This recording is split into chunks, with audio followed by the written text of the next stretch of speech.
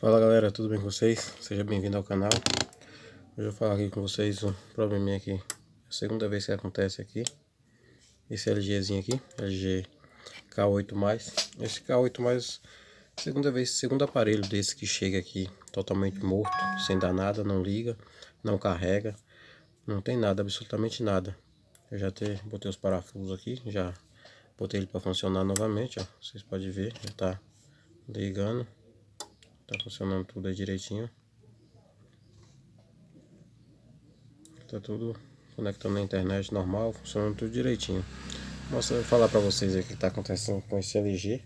Não sei se vocês já passaram por isso, mas é o segundo caso que acontece aqui pra mim, né?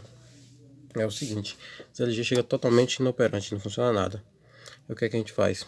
Tira aqui, ó, os parafusos, remove o flex da bateria, conecta de novo, aperta o botão power, o aparelho liga normal, como se nada tivesse acontecido. Perfeitinho aí, que se vocês desmontarem aí, já for direto para a placa e procurar defeito, vai trabalhar para verificar que não aconteceu nada. Se não fazer logo esse teste logo de cara.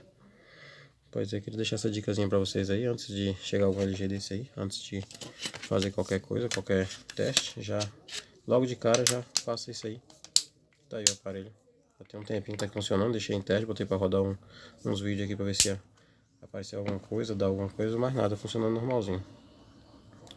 Se aparecer aí pra vocês, vocês já sabem como tá fazendo os primeiros testes. Valeu galera, é só isso mesmo. Tchau, tchau.